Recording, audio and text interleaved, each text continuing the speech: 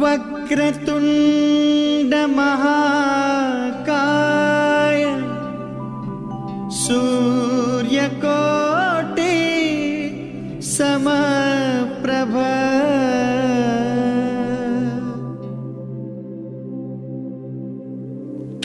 नमस्ते, मैं बहुत बहुत स्वागत करता हूं आपका अपने चैनल पे। तो आज जो बात हम लोग करने जा रहे हैं वो अभी हमारे देश के लिए बहुत ही ज़रूरी और बहुत ही सावधानी बरतने वाली बात है। आज ये वीडियो मैं इसलिए बनाने जा रहा हूँ अपने व्यूअर्स के लिए कि वो लोग इस चीज़ को समझ सकें कि बचाव यदि हम करें तो हम किसी भी चीज़ से बहुत ही आसानी से निपट सकते हैं। अर्थात मेरे बोलने का तात्पर्य है, आज पूरा देश कोरोना वायरस से भयभीत है और एक आतंक सा फैल रखा है पूरे हमारे देश में। मैं ये नहीं कहता कि इससे सावधानी बरतने की आवश्यकता नहीं है, पर हाँ, मैं ये जरूर कहता हूँ कि इससे डरने की आवश्यकता नहीं है। क्योंकि एक बात आप हमेशा याद रखें कि आप यदि मन से डरे हुए हों तो आपका इम्यूनिटी सिस्टम ऐसे ही कमज़ोर पड़ जाता है, क्योंकि हमारा जो मन और हमारा मस्तिष्क होता है उसमें अपार क्षमताएं भरी होती हैं। बस हमें उन्हें पहचानने की आवश्यकता होती है। जब भी कहीं हमें चोट लगती है तो उसको हील हमारा मस्तिष्क से ही करता है।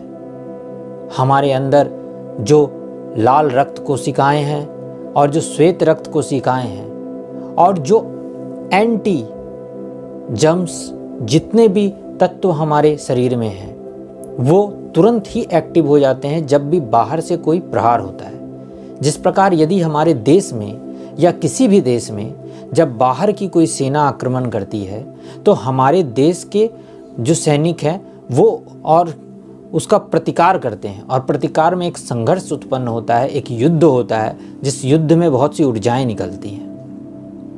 उसी प्रकार जब हमारे शरीर में कोई बाहर का ऐसा वायरस या ऐसा बाहर का कोई बैक्टीरिया प्रवेश करता है जो हमारे शरीर के लिए हानिकारक है, तो हमारे शरीर में मौजूद बैक्टीरिया और एंटीवायरस तत्व उससे युद्ध में लग जाते हैं, जिसके कारण हमें फीवर आता है। क्योंकि शरीर में जब युद्ध होता है तो एक ऊर्जा निकलती है जिससे हमारा शरीर तपने लगता है।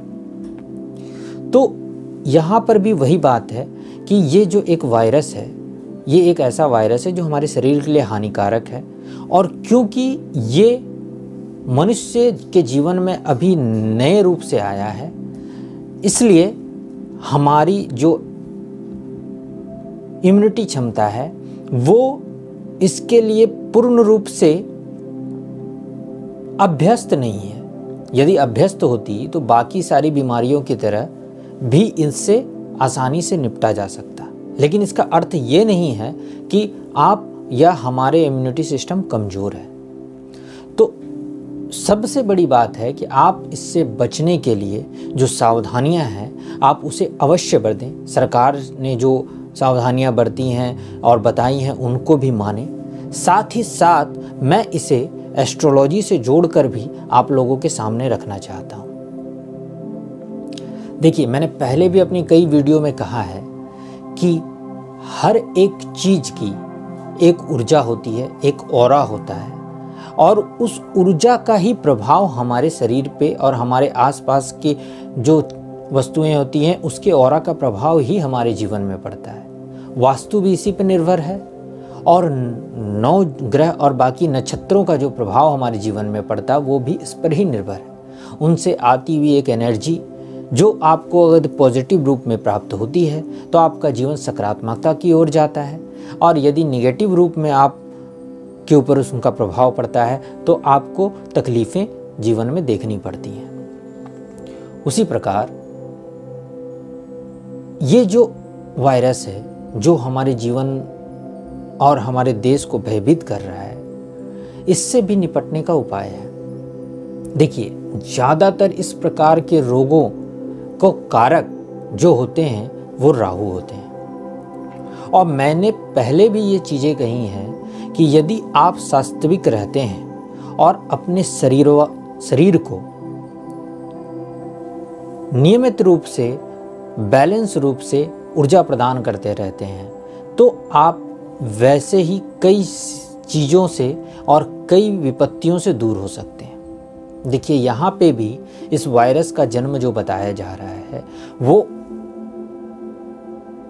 मांसाहार, और वो भी कुछ अलग प्रकार के मांसाहार से बताया जा रहा है, अर्थात वहाँ से ये वायरस आया है।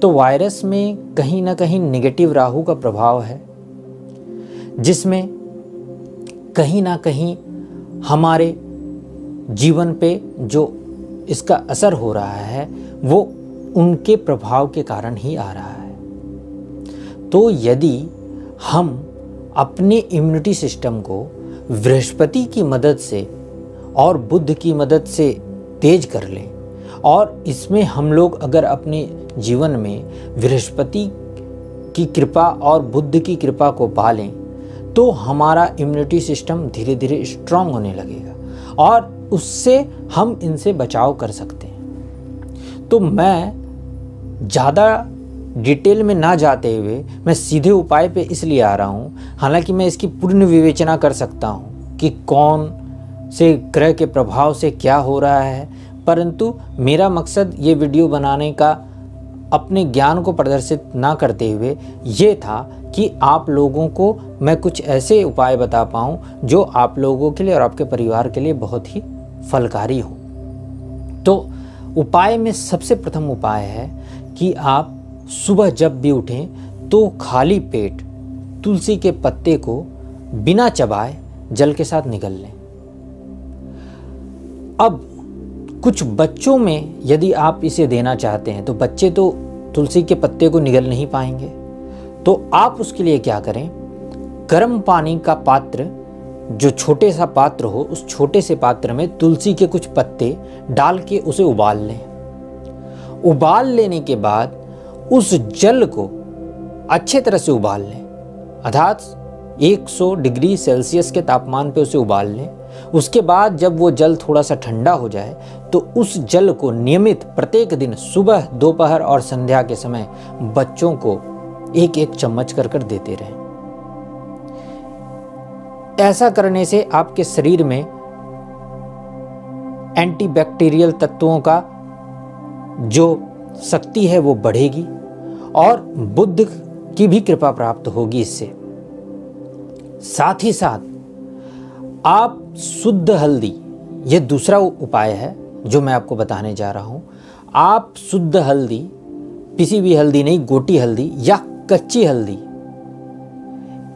इसको अपने भोजन में बहुलता प्रदान करें, अर्थात ज़्यादा से ज़्यादा इस हल्दी का सेवन अपने जीवन में आप करें, रोज के भोजन में करें। अगर हो सके तो खाली पेट हल्दी, जो कच्ची हल्दी होती है, उसका एक छोटा टुकड़ा भी जल के साथ अपने शरीर में ले लें। साथ ही साथ मंगल की भी मदद की इसमें बहुत आवश्यकता होगी। तो यदि आप सुबह मधु के साथ 1 चम्मच मधु में थोड़ी सी हल्दी और थोड़ा सा अदरक, क्योंकि मंगल मधु से रिलेटेड है इसलिए उसमें हल्दी और थोड़ा सा अदरक डालने के उपरांत उसे चम्मच के साथ ग्रहण कर लें। ये प्रत्येक दिन आप ग्रहण करें जब तक ये समस्या पूर्ण रूप से समाधान नहीं हो जाती। इन उपायों को करने से आपके शरीर में जो तत्व कमजोर पड़ रहे हैं, जिससे राहु, निगेटिव राहु के प्रभाव से ये वायरस आ रहे हैं, तो ये यदि आ भी जाते हैं तो ये तुरंत ही समाप्त कर दिए जाएंगे और इनका आपके और आपके परिवार पे कोई असर नहीं होगा। तीसरा और एक और उपाय है कि आप प्रातःकाल गर्म जल में हल्दी, कच्ची हल्दी, अदरक दे दीजिए, एक लौंग दे दीजिए और एक गोलकी शनिदेव की भी कृपा आपसे उससे प्राप्त होगी। गोल की देने के उपरांत उस जल को एक काढ़े के रूप में बना लें, उसमें तुलसी पत्ता अवश्य दें, उसे एक काढ़े के रूप में बना लें और उसे दिन में सुबह और रात्रि सोने के समय पूरे परिवार के सभी सदस्यों के साथ बांट कर खाएं। यह एक अचूक प्रभाव है जिसमें आपके शनिदेव, मंगलदेव, साथ ही साथ बृहस्पति देव, बुध देव और साथ ही साथ जल तत्व का भी प्रभाव आपके जीवन में बढ़ेगा और आपके शरीर को एंटीबैक्टीरियल और एंटीवायरस तत्व की मजबूत होने का भी मदद मिलेगी। और सबसे बड़ी बात कि आप सिर्फ कुछ दिनों तक ही इससे सावधानी की विशेष आवश्यकता है, उसके बाद भी सावधान रहना जरूरी है, परंतु जैसे ही गर्मी बढ़ जाएगी, सूर्य के ताप जब बढ़ जाएगा, जहाँ पे सूर्य का ताप बढ़ जाता है, सूर्यदेव का ताप बढ़ जाता है, वहाँ राहु का प्रभाव कम होने लगता है। तो जैसे ही ये ताप बढ़ेगा वैसे ही इनका प्रभाव भी समाप्त हो जाएगा, क्योंकि गर्मी में, जैसा कि आप वैज्ञानिकों से भी सुनते होंगे कि गर्मी में ये वायरस सरवाइव नहीं कर पा रहे हैं। इसलिए जैसे ही हमारे देश में अब गर्मी आने ही वाली है, उसके साथ ही इसका प्रभाव भी खत्म हो जाएगा।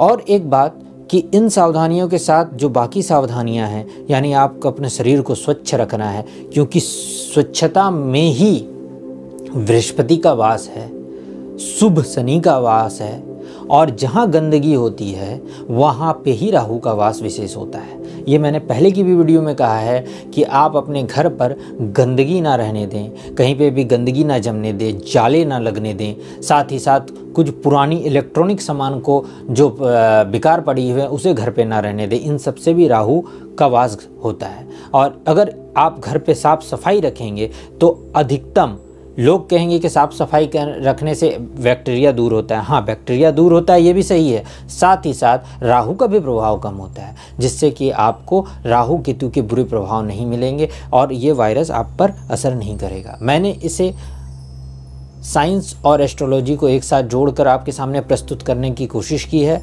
और ये उपाय आप ज़रूर करें। मैं चाहता हूँ मेरा पूरा देश सुरक्षित हो, आप सभी सुरक्षित रहें। और अगर मुझे और कोई जानकारी इससे मिलती है तो मैं आगे फिर कोई वीडियो लाऊंगा। तब तक के लिए उपाय अवश्य करें। तब तक के लिए मैं इतनी वीडियो में इतना ही। नमस्कार।